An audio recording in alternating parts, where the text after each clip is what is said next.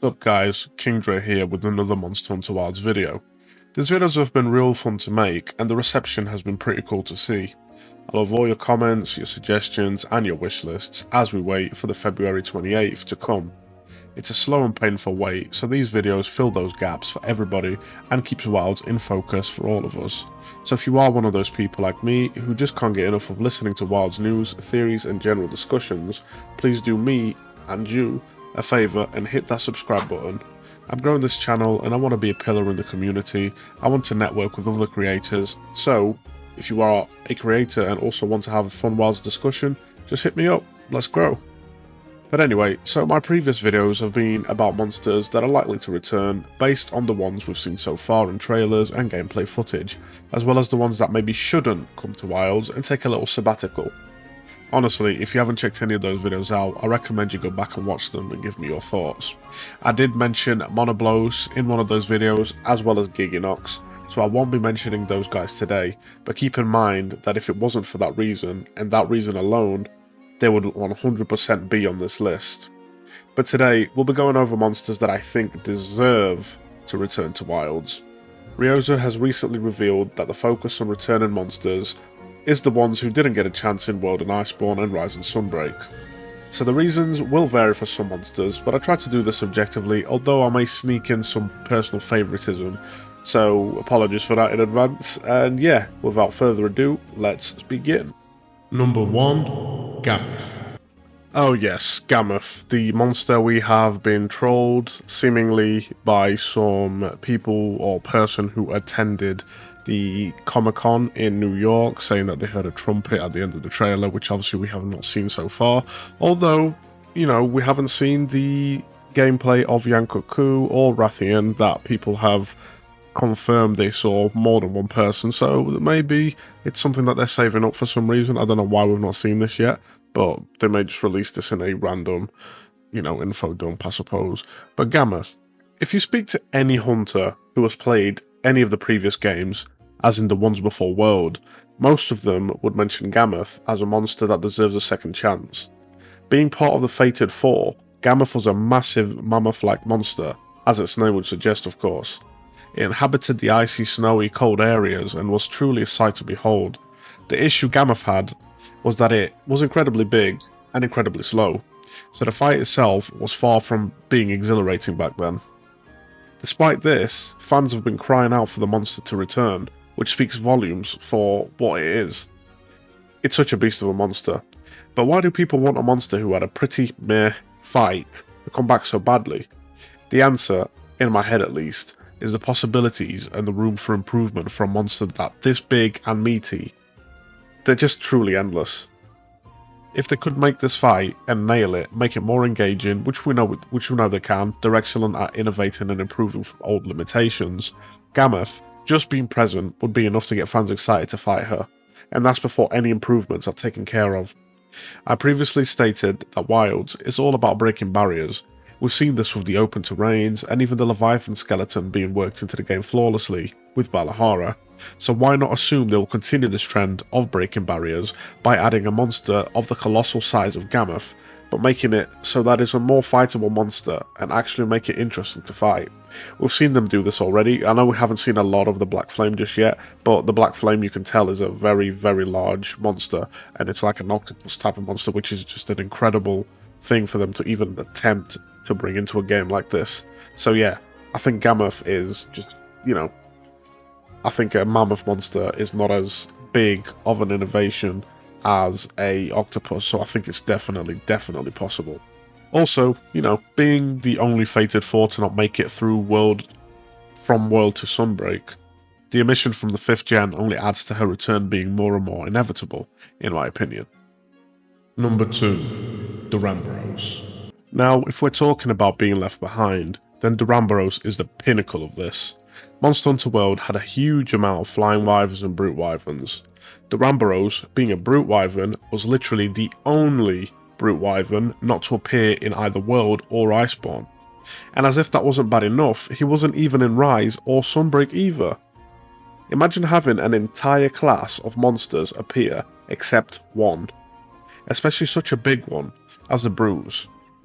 He is such a good monster, He's docile, yet hugely in size and in dimensions. His fight is pretty funny. Once you see him spin and take off like a helicopter with his momentum, it's just always so humorous to see. If you're into the series just a little bit and recognize the big names, you may not hear the name Durambros a lot, but you really should. And even despite this, I see so many comments wanting him to return, both in my comments on previous videos and in general online on Twitter, whatever the case may be. This herbivore behemoth deserves a second chance more than almost anything else that there is to consider, and I will be sad if we do not see him return in Wilds' incredible looking game, in the fidelity he deserves to be showcased in. That's just something to me, it's just one of those monsters he just deserves to be in.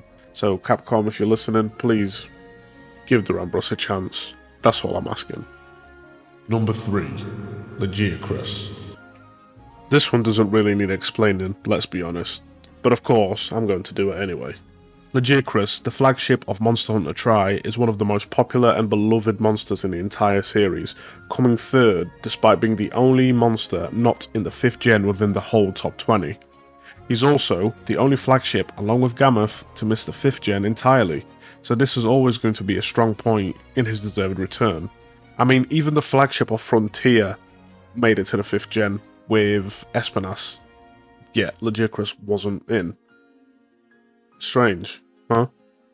He was supposed to be in World, of course, meaning that the developers had every intention on keeping him around, but due to the issues they faced with the Leviathan skeleton, this was ultimately thrown out of the game.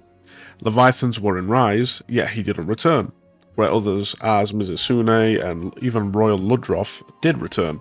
So it's almost like they wanted to purposely avoid him being in Rise, which opens up for an incredible rework, redesign and return in Monster Hunter Wilds.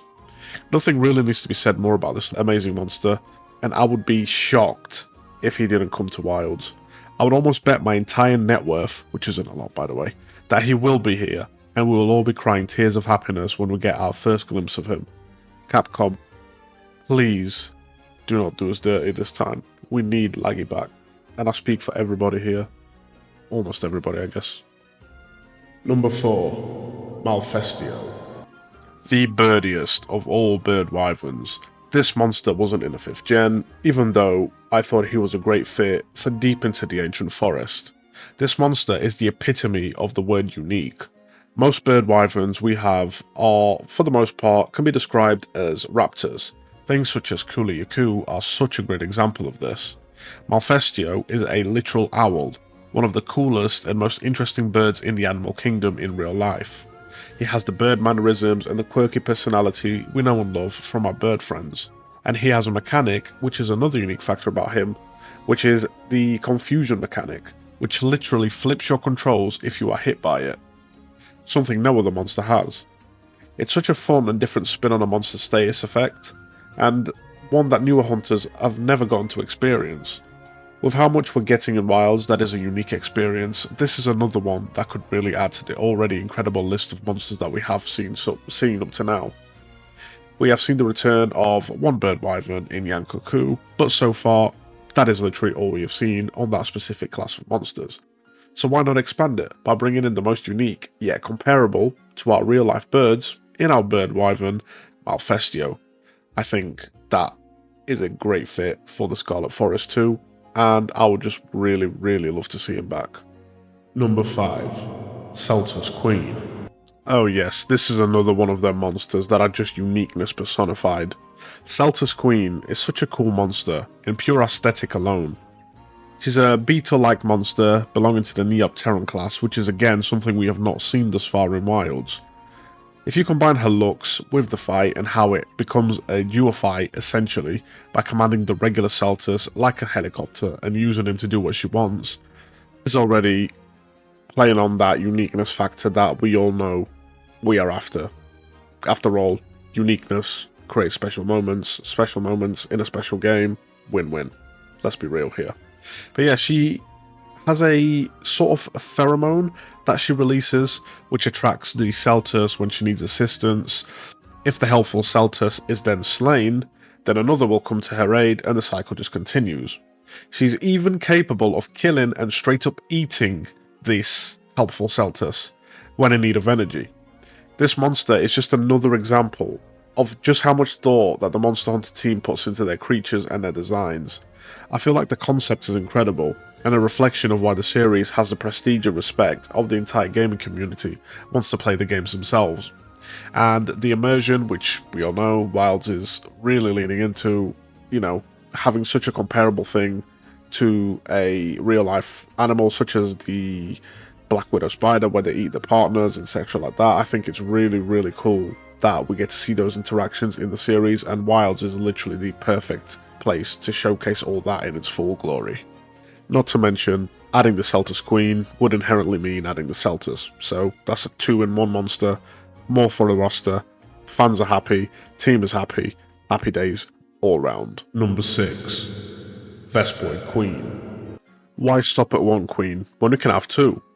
This one might sound a little bit strange, as this monster may be seen as something out of the ordinary in comparison to the other monsters. However, there is something really cool about Vespoid Queen, and it is another concept that I really want to explore in Monster Hunter Wilds. We all know the Vespoids in Monster Hunter, they were even present in Monster Hunter World. There can be such annoying bugs that can sometimes hit and even paralyze you in the absolute worst moments of a hunt. I can't remember the amount of times that I'll be fighting something like a Tigrex, and a Vespoid just sneakily pops in, stings me, paralyzes me, and then just leaves. Only for Tigrex to supercharge me and send me flying for half of my damn HP. Despite this, I want to see the Queen return. Essentially, a bigger Vespoid, like the Great Jagras to the small little Jagras. I want to see the concept of small monster versions of large monsters working together in a more fluid way. Seeing the small Vespoid do whatever they can to keep the Queen safe is incredible game design and reflects the bee way of life. Another reason I really want to see this happen is because Vespoid Queen does extract honey and feeds off it. We saw recently in the Kongalala gameplay where they showcased it, that she was sleeping in a very secluded area in the Scarlet Forest, which was completely covered in honey. This is the most perfect area I can think of to find Vespoid Queen and her minions and bring the fight to it, even so much as having environmental interactions with that precious honey. This one may seem odd to some, but for me, I think it's such a great way to bring this kind of monster back into the series and make it 1,000 times more interesting and more immersive to the player base. At least in my opinion, of course. Number 7. Zamtrios. Zamtrios is an amphibian monster. That already is enough to consider him here. But the thing is, he's so unique. He is a shark-looking monster with the addition of limbs, like a frog. He has a state where he enrages and is covered in spiky, cool-looking ice armor. And then, when the player is engaged and thinking, this is a threat and a very cool monster, he decides to inflate into a balloon, and the fight goes from super serious to super hilarious. He has such a contrasting fight between phases, and is generally one of my favourite encounters by far. He hasn't been seen since the 4th gen, missing the whole 5th gen, and if that wasn't criminal enough, Rise added the Zamites, which are the small monster version of Zamtrios, yet they didn't add Zamtrios to the base game, and not even to Sunbreak, the expansion. The teaser's so hard with this, just for him to miss out entirely. Part of me thinks they may have saved him for Wilds, and I really hope that's the case, as it was kind of cruel to blue ballers like that, with the little Zamites and not include the main man himself, Zamtrios. He definitely deserves to come back based on all of this, and just one of those fights that a new player experiencing the game for the first time can feel that element of surprise when he does his inflation phase, and it just has a good memory to take with them. Zamtrios, please return, my friend. Chatacabra needs some amphibian company. It's very lonely out here, so yeah, please return. Please. Number 8. A Canto. Look, I've mentioned this monster in more than one video in the past when we're discussing any returning monsters, and it's for good reason. A Canto is such a big fan favourite monster that his return on this basis alone should already be enough reason to include him on this list. His design is incredible, those tusks are just recognisable anywhere. His fighting is exhilarating, and his status as a monster is up there with the toughest monster in the Monster Hunter ecosystem. Named as the Black God, this is somehow a flying wyvern, despite looking wingless. This to me is also something that should be finally updated and explored with Wilds bringing him back. This would be a great time and chance to do this and effectively change and fix his monster classification to something more appropriate. Whether that is Elder Dragon, whether that is whatever the case may be, if it's a brand new classification, then so be it. But I feel like this is a great way of updating the Monster Hunter lore, essentially, and Monster Hunter research and ecology. Just like they said, they are focusing on the ecology. So please, that is something that can really, really be good for the series moving forward. Although, it may not really matter as much to people, but to me, I feel like it's fair enough to assume that this could be a possibility. Being such a big threat, without currently being labelled as an Elder Dragon at least, this monster would be an incredible addition to the roster, to rival some of the Apex monsters that we've seen so far. Can you imagine a Canto showing up and fighting against our newest revealed monster known as the Black Flame? You know, that flaming octopus that we just saw in our last trailer just a few days ago. Yeah, that one. That would be literal cinema. Not to mention the possibility of fighting a Canto out in the actual wilds, no pun intended, instead of being restricted to his usual area, is something I really hope we see. If not for a Canto specifically, then for any other monster that is typically tied to a specific arena or an area of sorts. I'm 99% sure the community will agree almost unanimously that this is a monster that really, really would increase the hype and quality of Wilds by their appearance and presence alone, let alone any of the fight or any updates that it may do to the fight should he be in the plans to return. Number 9. Devil Joe. I know what you're thinking. Devil Joe was in Monster Hunter World, which is not too long ago, and is in the 5th gen. But please hear me out here. Devil Joe might just be the most perfect fit for a returning monster in Monster Hunter Wilds.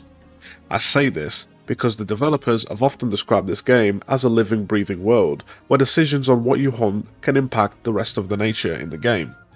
Monsters roaming through the world, looking for food, and the monsters who are prey, moving around to escape this.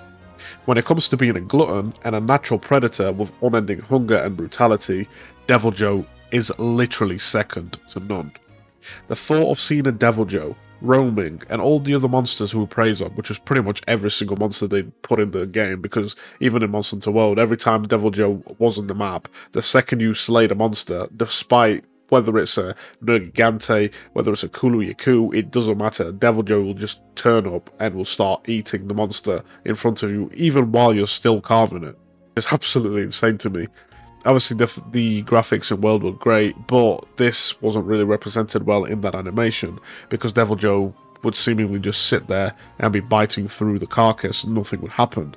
So adding this to Wilds, we've already seen, you know, whenever we kill a monster and we start carving it, we don't just go straight through it like as if they're not there. They're a physical object which we have to mount.